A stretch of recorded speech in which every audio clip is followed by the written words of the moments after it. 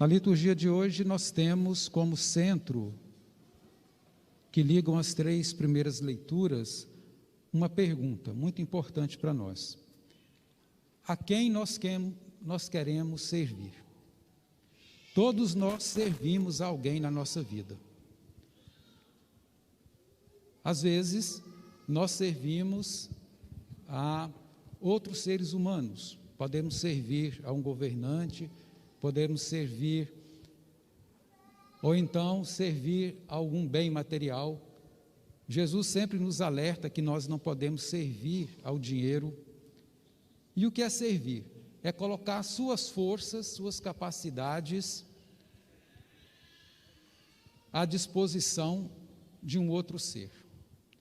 As 3 leituras vão falar, de certa forma, disso. A primeira leitura vai falar do serviço de uma forma muito mais objetiva. E o que é que nós vemos na primeira leitura? O relato onde Josué chega com o povo que havia saído do Egito sob a liderança de Moisés.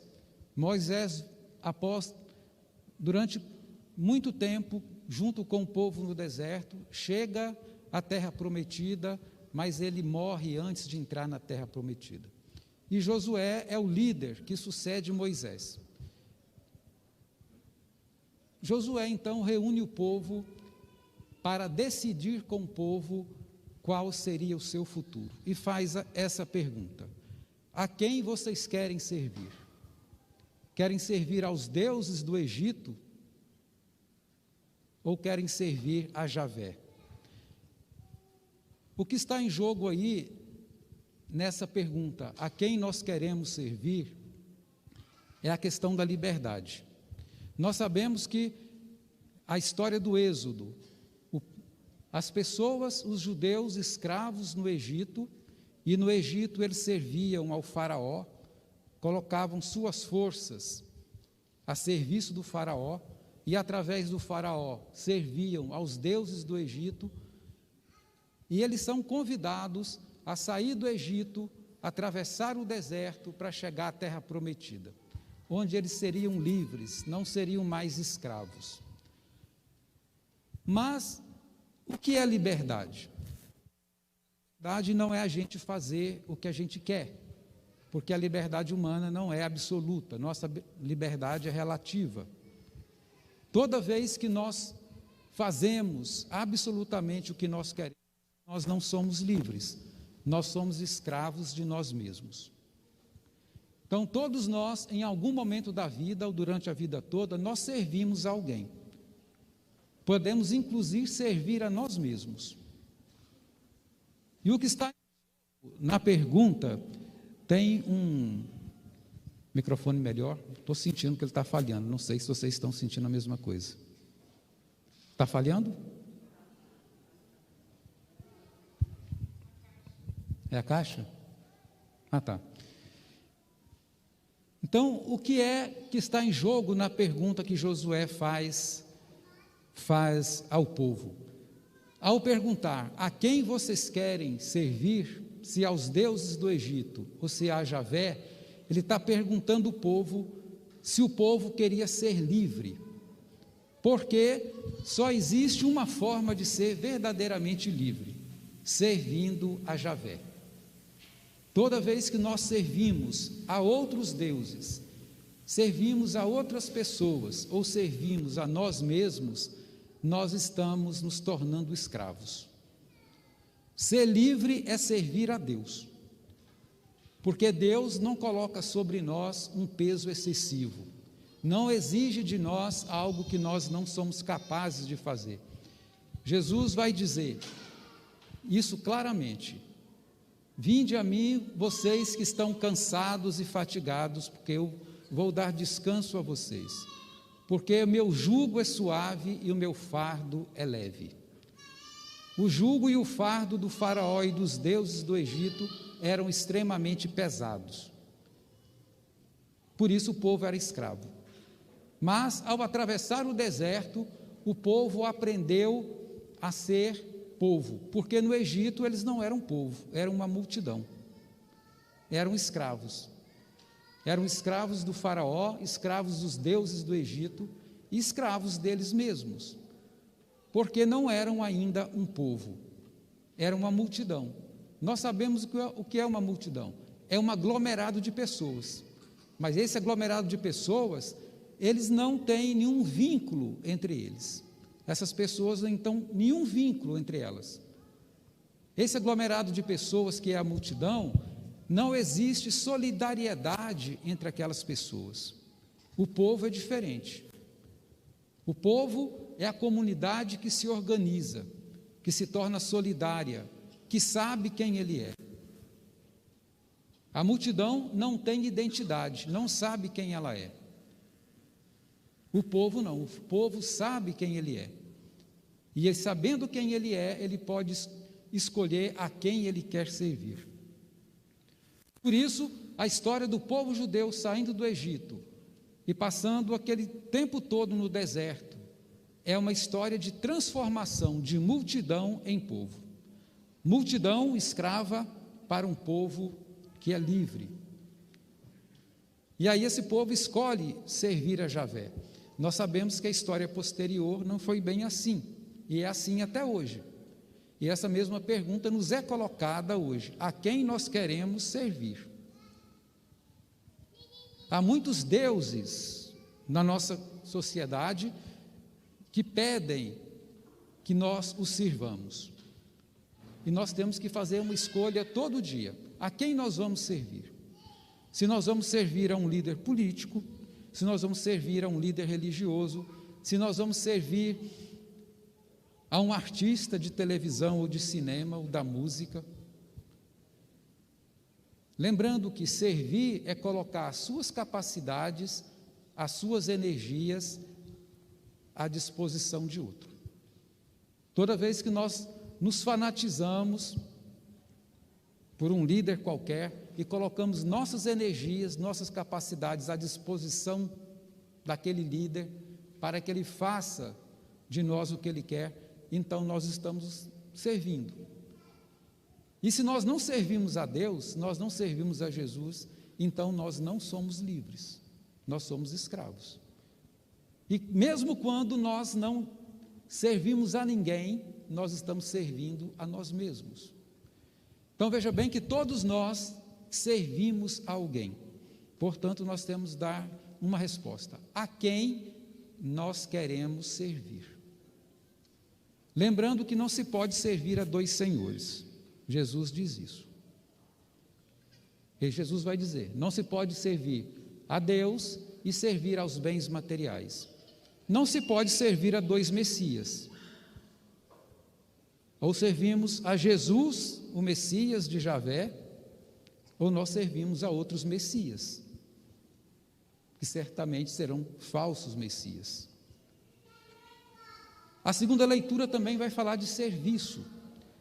Paulo, nesse texto, vai falar do relacionamento familiar. Esse é um texto difícil, porque Paulo fala dentro da cultura da época, usando expressões da época. Uma maneira incorreta de interpretar esse texto da segunda leitura de hoje é achar que Paulo quer que as mulheres sejam escravas do marido. O termo que ele utiliza é submissa. Mas nós devemos interpretar de uma outra forma. Primeiramente, vamos ver o que é a questão da família. É uma reflexão importante. A família é a primeira forma e a mais básica forma de comunidade. A humanidade é uma grande comunidade. E a família é o espaço primeiro da humanidade. Sobre família é interessante. Na segunda semana de agosto, que foi a semana passada, foi a semana da família. E nós devemos pensar muito sobre isso. Por quê? Porque a família é um espaço absolutamente indispensável para o ser humano. Porque a família é o único espaço onde nós podemos ser nós mesmos sem precisar fingir algo que nós não somos. Na família ninguém precisa usar máscara. Nós nos sentimos à vontade para expressar quem nós somos de fato. Por isso que a família é o espaço mais conflitivo do relacionamento humano. Em toda família vai haver problema, em toda família vai haver conflito. E se em alguma família não tiver problema, isso aí já é um problema. Porque o normal é ter problema. Porque é ali onde nós podemos fazer a nossa catarse. Nós podemos expor as nossas deficiências sem correr o risco, sem ter medo de sermos rejeitados. Porque em todas as outras, nos outros ambientes de relacionamento humano, nós temos que, até por uma necessidade social, às vezes mascarar o nosso estado. O padre pode estar terrivelmente cheio de problemas, mas quando ele vem celebrar, ele tem que mascarar isso aí, para não jogar em cima da comunidade. Quando nós estamos trabalhando, nós podemos estar terrivelmente frustrados, mas nós não podemos transmitir essa frustração para aquela pessoa que nós estamos atendendo. Mas na família não, nós temos um espaço de convivência onde nós possamos dar vazão a essas dificuldades. Por isso a família é o espaço mais conflitivo do relacionamento humano. E por isso ela é absolutamente necessária. Ou seja, a família nunca vai acabar. Muitas pessoas hoje ficam angustiadas por conta dos problemas que a família passa hoje, como se a família do passado não tivesse problema nenhum. Toda época a família enfrenta uma dificuldade própria daquela época. Na época de Jesus era uma. Quais eram as grandes dificuldades da família na época de Jesus? O homem era dono da mulher e o homem era dono dos filhos. A mulher era tratada como objeto, como uma coisa. Se era solteira, era propriedade do marido, do pai. Se casava, era propriedade do marido. Isso mudou hoje. Quais são os problemas da família de hoje? São outros, e daqui a 100 anos serão problemas diferentes dos nossos, como eram diferentes há 50 anos atrás. É só estudar um pouquinho a história da família. No Brasil, há 100 anos atrás, ou pouco mais que isso, os pais escolhiam com quem que os filhos iam casar. Dá para entender um negócio desse hoje? Você não poder escolher com quem você vai querer se casar? Depender de um terceiro que escolhe para você?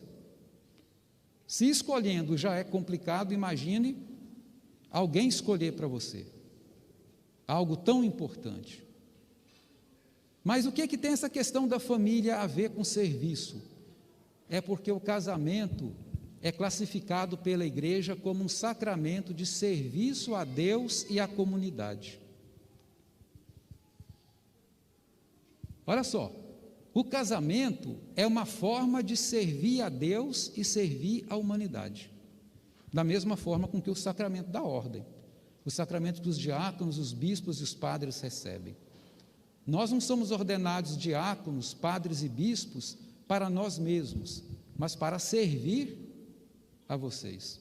E quem se casa no projeto de Deus, segundo a doutrina da igreja, não se casa para se dar bem, mas se casa para servir aos outros. Estranho isso, né? É uma coisa interessante a gente fazer essa pergunta: por que é que nós nos casamos? Quando a gente faz uma pergunta dessa para alguém que quer se casar, a resposta é clássica: eu quero me casar porque eu amo esse homem, eu amo essa mulher. Mas, na verdade, se a gente for no profundo das nossas motivações, nós vamos descobrir que há um punhado de motivos que nos levam a nos casar. E esses motivos nem sempre são motivos nobres. Vou dar alguns exemplos que a gente vê no dia a dia. Há pessoas que querem se casar porque têm medo da solidão. Casamento não resolve solidão de ninguém. Você pode estar casado e se sentir extremamente sozinho, porque o seu marido, sua mulher, não compartilha sua vida com a dele. Há pessoas que querem se casar para se livrar do controle dos pais. que os pais cerceiam muito, ele achando que casando vai. Há pessoas que se casam porque encontrou alguém com uma situação financeira estabelecida. Há pessoas que se casam porque são românticas. Há pessoas que querem se casar e nem sabem por que querem se casar. Porque todo mundo se casa, ela quer se casar também. Mas a igreja coloca 2 motivos fundamentais para que um homem e uma mulher se casem. Primeiro, para dar uma resposta a um chamado que Deus fez para ela. Por isso o casamento é vocação. E nem todo mundo tem vocação para se casar. Assim como nem todo mundo tem vocação para ser padre, ou diácono, ou bispo. Vocação é um chamado que Deus faz. E casar também é uma vocação. Vocação para quê? Para constituir uma família. E constituir uma família para quê? Para fugir da solidão? Não. Para arranjar alguém que te sustente? Também não. Constituir uma família para fazer da sua família uma forma de servir a Deus e à humanidade. Não aos deuses do Egito, mas servir ao Deus de Jesus, o Pai de Jesus, que é também o nosso Pai, porque nós somos irmãos de Jesus. E como é que nós podemos fazer do nosso casamento uma forma de servir a Deus e à humanidade? Ou seja, de sermos livres, e sendo livres, nós sejamos também felizes. Como é que nós podemos fazer do casamento uma forma de serviço? Ora, fazendo do casamento um espaço de vida plena, para nós mesmos e para os outros. Porque a família é para isso, é para ser um espaço de vida total, para a gente e para os outros. Esse é o desafio.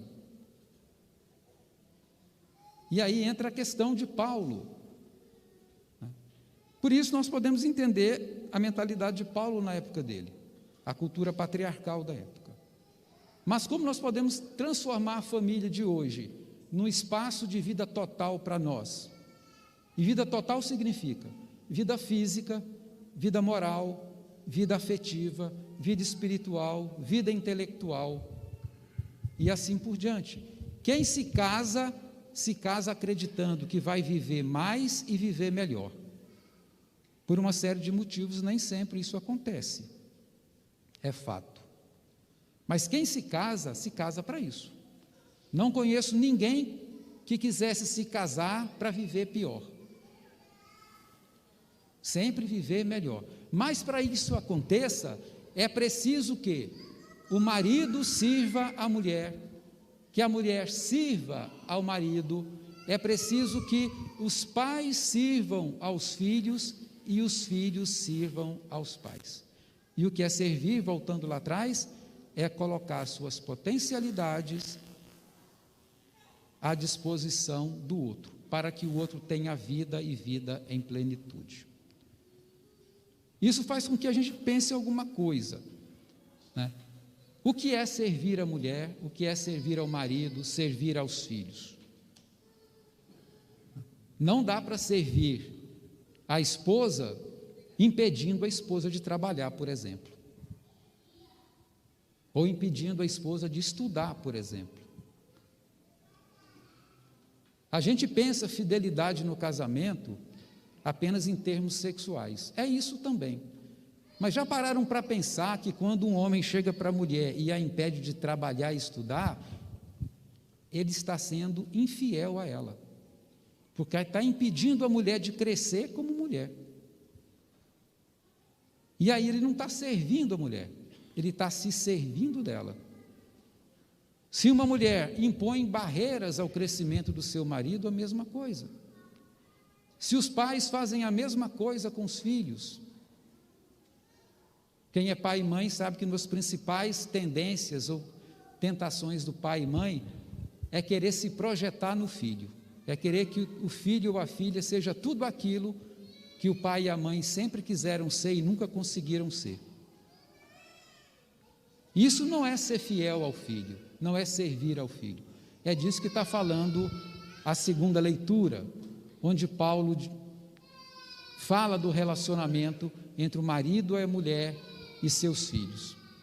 E o Evangelho, nós vemos também a mesma dificuldade. Capítulo 6 do Evangelho segundo João, que inicia com a multiplicação dos pães, onde Jesus alimenta uma multidão, mas depois Jesus vai fazer um alerta à própria multidão que vai atrás dele. Vocês não vieram atrás de mim para me servir, mas para se servirem de mim. Vocês não vieram me procurar porque, olhando as minhas atitudes, vocês reconheceram a presença de Deus em mim. Vocês vieram porque eu dei pão para vocês comerem. E ele lança, no final, uma pergunta. Ao perceber que aquelas pessoas, quando ele disse que era preciso comer a carne dele e beber o sangue dele, as pessoas ficaram escandalizadas. E ele dirige a mesma pergunta que ele fez àquelas pessoas. Ele dirige aos seus apóstolos: vocês vão querer servir a quem? A mim ou a vocês mesmos? Ou aos outros deuses que dirigem apelos a vocês? E Pedro, sempre Pedro, falando em nome dos apóstolos ou em nome da igreja, por isso ele usa o termo aqui no plural. Ele vai perguntar: a quem iremos, Senhor? A quem iremos? Só tu tens palavras de vida eterna. Essa pergunta é feita para nós hoje também, né? Há muitos deuses se apresentando a nós, querendo os nossos serviços. Há muitos messias também se apresentando a nós, querendo que nós os sigamos. E a nossa resposta vai ser qual? Qual será a nossa resposta? E isso é para todos nós. A pergunta que nós estamos fazendo aqui é para vocês que estão aí sentados na Assembleia, é para mim que sou diácono, é para o Padre Afonso que preside essa missa. Todos nós somos ouvintes dessa pergunta: a quem nós queremos servir? E eu acredito que todos nós aqui fizemos a opção para servir a Jesus. E aí entra uma outra pergunta. O padre pode perguntar para ele mesmo, enquanto padre, como é que ele tem servido a Jesus? Para mim, que sou diácono, a pergunta é: eu, na condição de diácono, como é que eu estou servindo a Jesus? E cada um aí, entre vocês que estão sentados nesta Assembleia, sejam solteiros ou casados, a pergunta é a mesma: como é que eu estou servindo a Jesus enquanto solteiro? Ou como é que eu estou servindo a Jesus enquanto uma pessoa casada? E finalmente eu deixo aqui duas perguntas, especificamente para as pessoas que estão primeiramente pensando em se casar. Quem está pensando em se casar aqui, levanta a mão, por favor. Ninguém? Pouca gente. Isso é um problema. Não tenham medo de se casar. Não tenham medo de constituir família. Só digo, se perguntem se vocês têm vocação para se casar, vocação para constituir família. Essa é a pergunta fundamental. Mas não tenham medo de constituir família. Não tenham medo, porque é uma forma de servir a Deus e à humanidade. A pergunta que eu faço para vocês que querem se casar um dia é: por que é que vocês querem se casar? Por que é que vocês querem se casar? Tenho certeza que vocês têm seus próprios motivos. Muitos deles serão motivos que precisam de purificação. mas há motivos dentro de vocês também que são motivos nobres. E aí eu sugiro que vocês acrescentem mais esse motivo: fazer do futuro casamento de vocês um espaço de vida para vocês e para os outros, e fazer do seu futuro casamento uma forma de servir a Deus e aos irmãos. E agora eu pergunto aqui, quem é casado aqui? Levanta a mão, por favor. Eu não sei qual foi o motivo ou os motivos que levaram vocês a se casarem. Também não sei quais são os motivos que fazem com que vocês continuem casados e casadas. Mas eu sugiro que acrescentem mais esse motivo. Independente de quais motivos os levaram a se casar e quais motivos os mantêm casados, acrescentem mais esse: fazer do casamento de vocês uma forma de servir a Deus e a humanidade, fazendo do casamento de vocês um espaço onde o marido possa viver em plenitude, a esposa possa viver em plenitude e os filhos possam viver em plenitude. E toda pessoa que conviva com vocês também possam experimentar isso. É algo que pode modificar a nossa vida. E nunca se esqueçam, a família nunca vai acabar.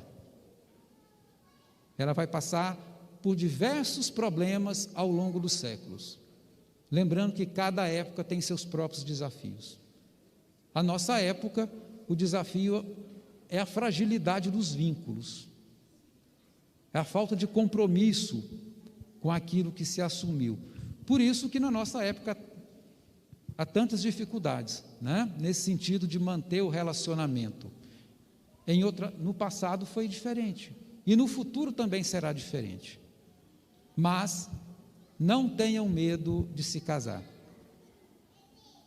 porque isso é um chamado de Deus. Glória ao Pai, ao Filho e ao Espírito Santo.